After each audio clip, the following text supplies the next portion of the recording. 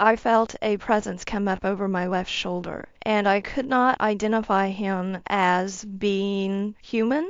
He wasn't necessarily an alien or an angel or a deity. I couldn't identify him at all, but I could identify that it was definitely a male presence. And as he approached me, he said to me, "You're not going to be here forever." Hey everyone, we've got something extra special for you, thanks to our sponsor, HelloFresh.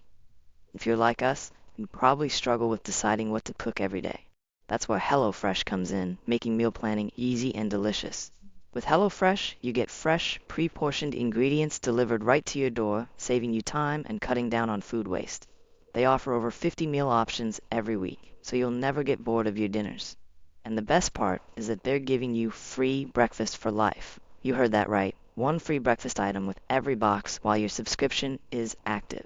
We've personally been using HelloFresh for a few weeks now, and we love how it's made cooking fun again. We've been trying out their quick and easy recipes, and it couldn't be easier. The meals are so good, and we've saved a ton of time on weeknights. You get 10 free meals and a delicious breakfast item in every box while your subscription is active. Click the link in the description or using our code OthersideSEP10 and meet your new mealtime routine with America's #1 meal kit. Hi, my name is Mindy Tautfest. I'm the author of Dying to Meet Them. In 2016, on November 8th, I died of a type of a brain aneurysm known as a vertebral artery dissection. My story starts in November. It was election day between Hillary and Trump. And I woke up that day, much like any other day, like you hear so many other people say, and I saw my husband and kids off to school. At the time, my husband was working as a teacher and a coach and driving the school bus, and our kids were elementary age, so we would just load them up with him in the morning and they would take off to school. And I was a stay-at-home mom and a pastor's wife. Prior to this, my husband had worked as a Southern Baptist minister, and we had traveled all over the state of Oklahoma preaching the gospel. And he, at the time when we moved out to the farm, was filling in just from time to time, still preaching. We were a very deeply religious family, and we were always at church every Sunday evening. Wednesdays, we held Bible studies, and so we were very ingrained in our beliefs. So on the morning of November 8th, got up, saw them all, and noticed a little bit of swelling on the right side of my face. And it wasn't super concerning. I thought maybe I was having a slight allergic reaction that was related to a genetic condition I have called Ehlers-Danlos syndrome. And so I decided to take a picture and send it to my husband and said, "Hey, I've got a little bit of swelling here. Not too concerning. It wasn't hurting or anything." And he said, "Well, why don't you try taking a Benadryl, take a shower, just kind of relax today, and I'll be by after school and we can go vote." So that's exactly what I did. I just kind of took it easy during the day, and by early afternoon I went ahead and jumped in the shower, and when I got out I noticed that I still have the swelling, nothing had gone down. And so I went and sat on the couch. And I started checking for early exit polls because it was getting to be maybe 4 o'clock or so in the afternoon, and I was expecting them home any time. So as I'm sitting and looking at my phone, all of a sudden I hear a loud pop in my head. And my first instinct was that I had been shot, because living out on a 300-acre wheat farm in the middle of Oklahoma, there had been coyote hunters out in the days prior, and I thought, man, they had shot through this house and shot me in the head. And I tried to focus my attention to the back of my head to try to locate exactly maybe where I had been shot.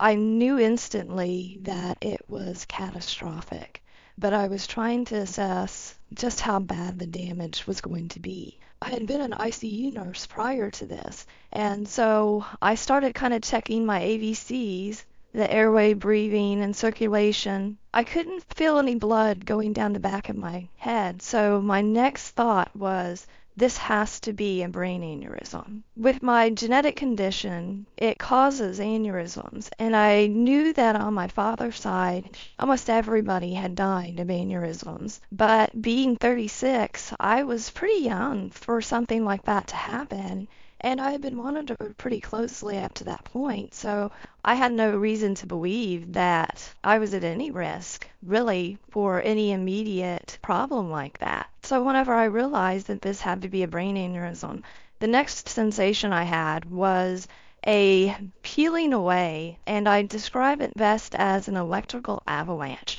because it started at the top of my head and just kind of peeled away in layers. It was extremely painful, and it rolled all down my body down to my feet. And once that happened, I felt my head starting to bob. That was kind of the turning point for me. When my head started dropping, I knew I was very, very close to death. And so I turned to my religious teachings and started praying because I'm sitting there with the front door open. I'm waiting for my husband and kids to run in and give me hugs and kisses and tell me about their day and all the wonderful things that I expect every day whenever they come in the front door. And it immediately turned to terror and sorrow because I knew that they would be running in and they would be finding my dead body. So I turned to my prayer and I said, God, please do not let my children find me. I don't want to become the worst thing that ever happened to them. And then I'm thinking of my husband. My husband's not going to be able to handle it either. With his tender heart, he will never get over this. So I start praying, Jesus, if I can make it through this without being a horrible burden on my family, please let me survive this. And as I'm in this deep, sorrowful prayer, I stop and I started to look around and I realized I was in complete darkness. And I wasn't in any pain. So I started trying to figure out where I was. And my first instinct was to put my hand in front of my face to see if I could see it. I was trying to determine if it was dark there or if there was just nothing to see. And when I couldn't see my hand, my next thought was to start clapping to see if I had hands. And I wasn't able to. And that's when the realization hit me. I've really died. I've already crossed over. I never had any of the recollection of leaving my body and seeing the earth fading beneath me.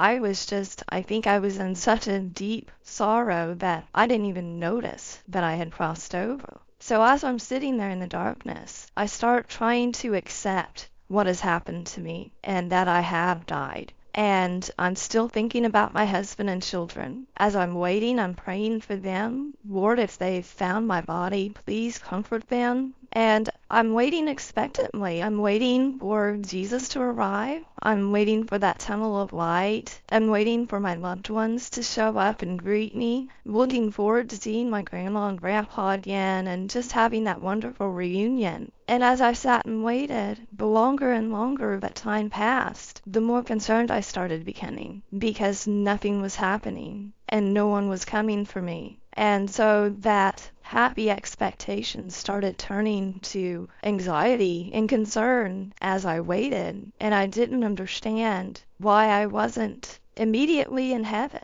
I started worrying that I was about to go to judgment, so I was trying to prepare to, this is the moment. I'm either going to go to heaven or I'm going to go to hell. And Jesus be my righteousness. I can't get into heaven without you. Obviously, there's something that has separated me from being able to be there. And I'm trying to process why I am stuck in this darkness alone and what I have done that could have separated me from having that wonderful homecoming that you hear so many other people speak about who have had near-death experiences and have had a radiant encounter. I was fully expecting that heavenly, acceptance and homecoming, but it never came. So while I'm sitting there, I became very aware of God, or what I call the source, all around me. And it felt eternal. It was everything that ever has been, is, and will be in existence. It was almost like the primordial state of it being there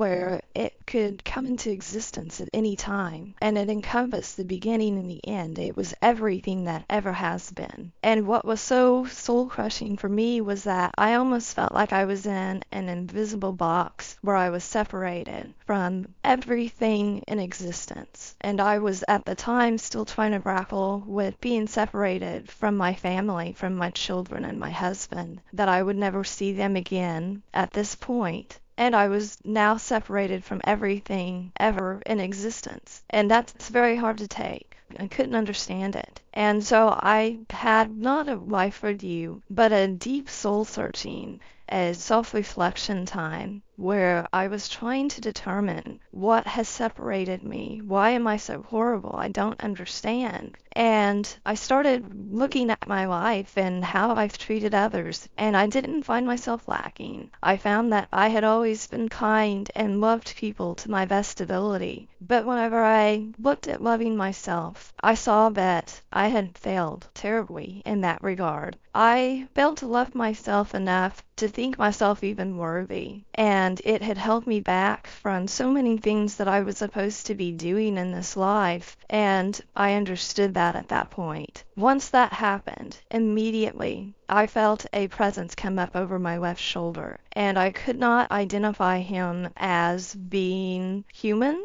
He wasn't necessarily an alien or an angel or a deity.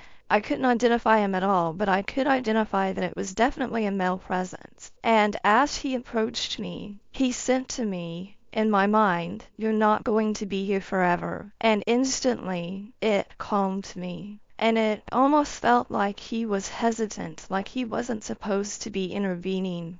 But he was showing me almost a sterile kindness because he saw the level of my distress. And once he did speak to me, like I said, it was instant calmness because I knew I wasn't alone, that someone else was there. And if I were to trust him, then I'm not going to be here by myself forever, which was such a terrifying thought when I was over there stuck in that situation. As soon as he did that, we started sailing off to the left. And as we did, I started seeing a faint purple glow off in the distance. And as we got closer, I could see these pink intersecting lines in between it.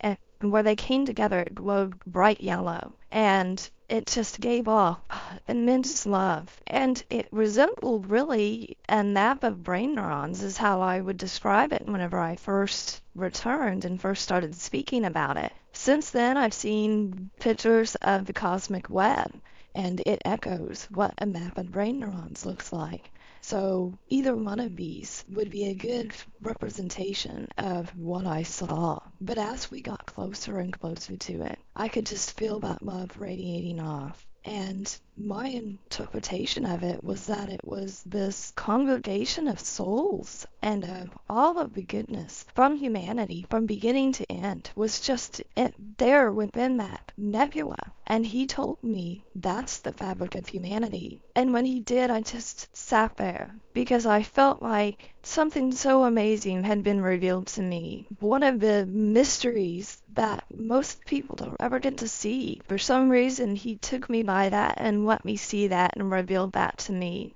And I wanted so much to go to it, but he kind of indicated, no, it's not for you. And I didn't even have time to process that before we were sailing off again to the left. And as we did, instantly, I was inserted back in my body. Now, when I came to, I had lost a lot of my hearing. I was 90% deaf. And I could hear kind of the muffled sound on the TV. And I kept trying to sit up to try to find help. And I kept falling over. And I didn't know at the time I had had a stroke. And so my right arm was hanging limp. So every time I tried to sit up, I kept falling over and falling over.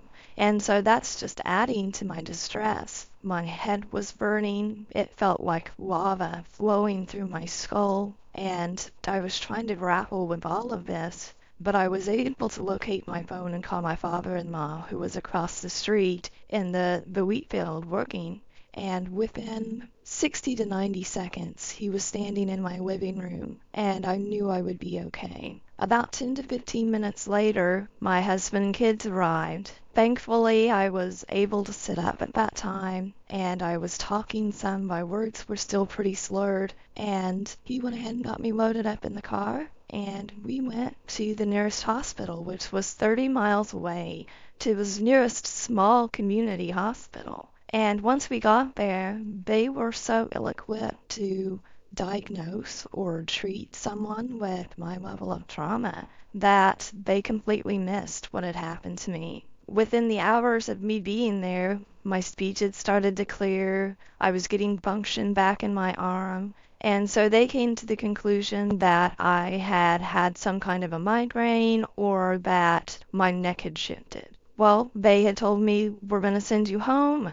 If you have any more problems, please come back, which I did several times, and each time I was met with disbelief, and they would send me home with not so much as a Tylenol. So this went on for 2 years before we eventually moved out to Oklahoma City, and it was kind of a divine intervention thing where I saw a commercial that kept coming on TV, and it was about a young nurse, like myself, who had had an episode which sounded very much like what I had been through. And so I went online and looked it up, and what she had had was a vertebral artery dissection. So I contacted that doctor, and within a couple of weeks, they had me in to get the proper testing. And they were able to determine that, yes, I had 2 very big rifts in my vertebral artery leading up into my brain.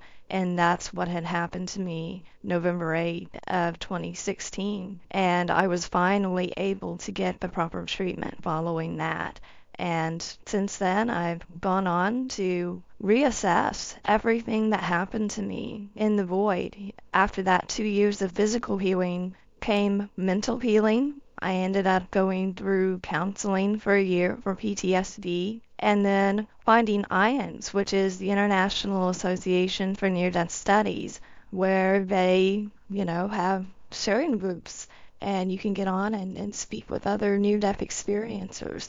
And that started my road to healing spiritually and really understanding what had happened to me, because I carried a lot of shame with me being a pastor's wife and not going to heaven, and instead finding myself in a place of darkness. I ended up having to research quite a bit into other religions, beginning, origin stories of where everything came from in existence.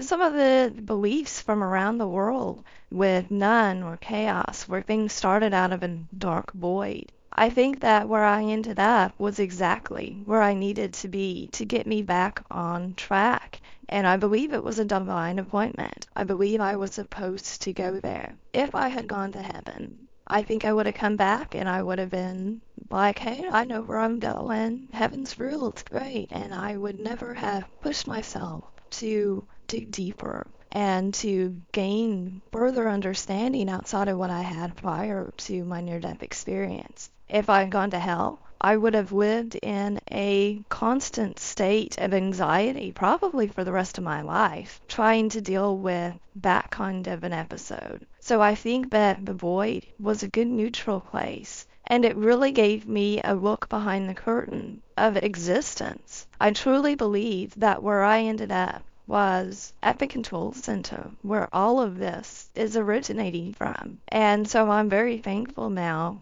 for that experience, and that is exactly where I went. I needed that, and I think that was, in all divine knowledge, exactly where I needed to be. I want to thank you guys so much for joining me today and for listening to my story. I think it's important that we start to listen to some people that have had these distressing encounters and really look into what we can learn from these.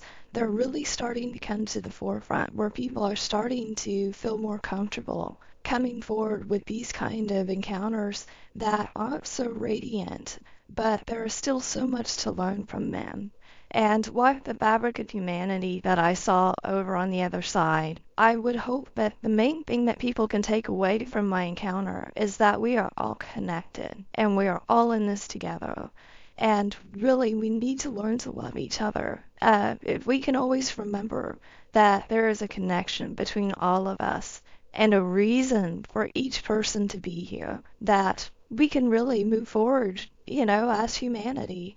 And I think that's really one of the biggest takeaways from all types of near-death experiences is that we all come away understanding that connection.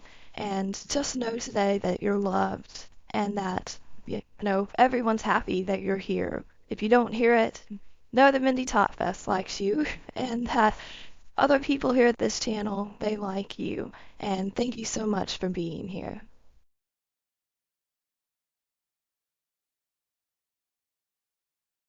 We all saw it with eyes, staring lost up at the skyline.